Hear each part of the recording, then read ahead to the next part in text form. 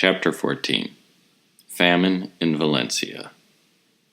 Now the Cid began to conspire with a leading Moor of Valencia, named Ibn Moxis, that he should kill Ibn Niaf, or deliver him into his hands, and that he would make him lord of Valencia.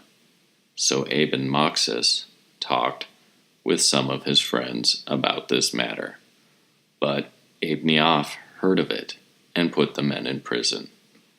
Ibn Moxis then talked with his keepers, and told them what he planned to do, and promised them, if they could release him, to give them great rewards when he succeeded. So they were persuaded and joined him.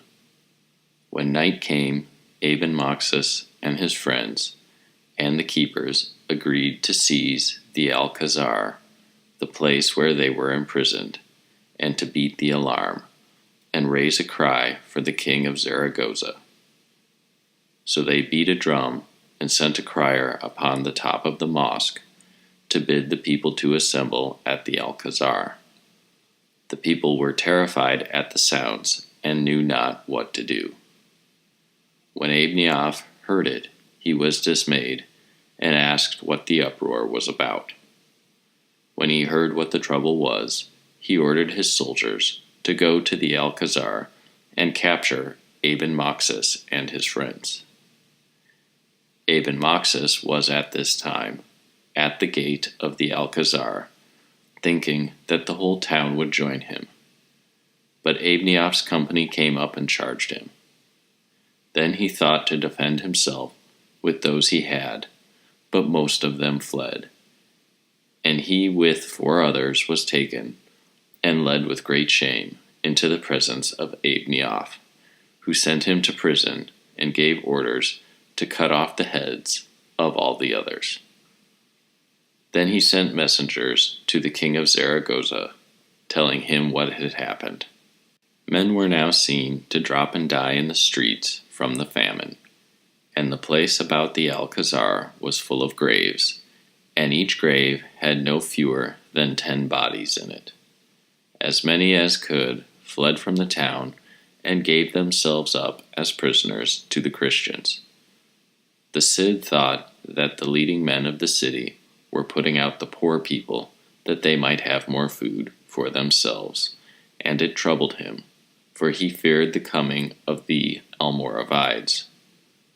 At another time, some of the chief men of the city came out and advised the Cid to make an attack, as the men-at-arms were so weak and so few that he could easily take the city.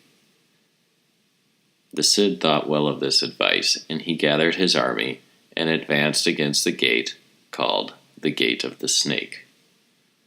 All the people of the town assembled upon the wall, and threw down stones from the gate and the wall, and shot their arrows so that they did great harm. And the Cid and his men, who had come close to the wall, went into a bath, which was near to be under cover from the arrows. Now Ibn Niaf's men opened the gate and came out, seeing that they had hurt so many.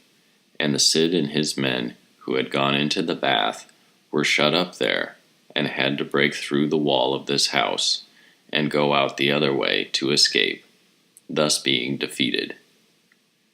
He now thought he had received bad advice in having attacked the town, and in putting himself into a place which he had escaped with such great danger, and he decided to let the people of Valencia die of hunger.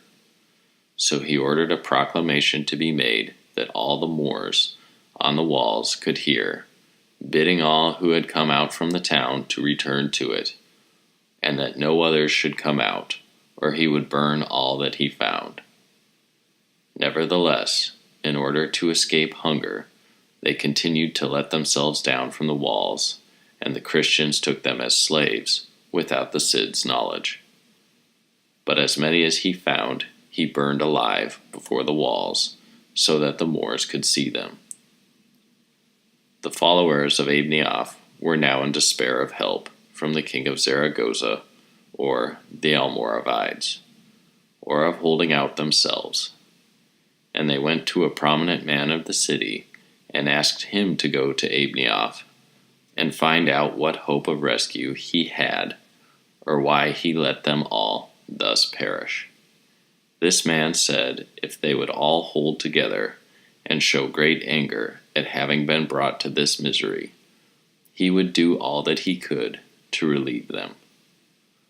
He therefore went to Abneoff, and they agreed to give up all hope of help, and that this man, who was a al-sayyid, should go to the Cid and make the best terms that he could.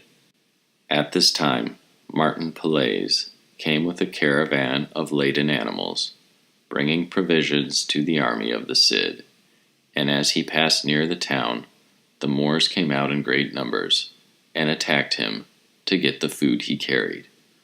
But though Martin had few men with him, he drove them back into the town. Of this man, Martin, who was naturally a coward, the Cid had made a good knight in the following manner. When the Cid first besieged Valencia, Martin, who was a knight of Asturia, and large of body and limb, came to him, and the Cid was sorry, for he knew that he had proved himself a coward many times. However, he determined that since he had come, he would make him brave, whether he wished or not. One day, when a party was attacking the town, as they did daily, the Cid and his friends were engaged in a great encounter, and this Martin was well armed. But when he saw the Christians and Moors fighting furiously, he fled and hid himself in his lodging. The Cid saw what he had done, and when he had beaten the Moors, he returned to his own lodging for dinner. Now, it was the custom of the Cid to eat at a high table, seated on his bench at the head, and the other great knights ate in another part, also at high tables, and no other knights dared take their seats with them, unless they were such as deserved to be there. The others, who were not so distinguished in arms, ate at tables with cushions. This was the order in the house of the Cid, and everyone knew the place where he was to sit, and everyone strove to do such great deeds that he would be allowed to sit at the table with Alvar-Fanez and other famous knights. This Martin, thinking that no one had seen his cowardice, washed his hands in turn with the other knights, and would have taken his place among them. But the Cid took him by the hand and said, "You are not such a one as deserves to sit with these, for they are worth more than you or I. But I will have you with me." The Cid seated him at the table with himself, and Martin was so stupid that he thought the Cid did this to honor him above all others. On the next day, the Cid and his company rode toward Valencia, and the Moors came out to fight. And Martin went out well armed, and was among the foremost who charged the enemy.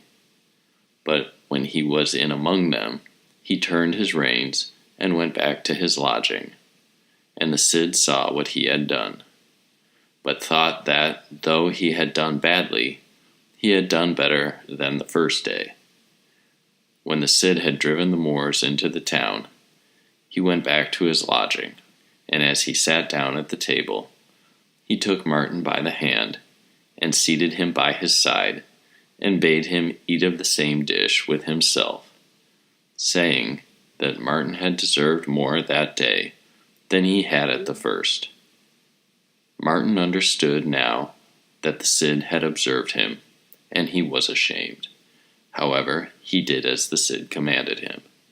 After he had eaten and gone to his lodging, he began to think of what had been done, and he saw that the Cid would not let him sit with the bravest knights, but had seated him with himself more to affront him than to do him honor. Then he resolved to do better than he had done before. On another day, the Cid and his company and Martin rode toward Valencia, and the Moors came out furiously, And Martin charged them boldly, and he smote down and slew a good knight, and he lost all fear. And on that day was one of the best knights there. He remained while the fight lasted, smiting and slaying, until the rest of the enemy were driven into the gate, in such a manner that the Moors wondered at him, asking where that demon had come from, for they had never seen him before.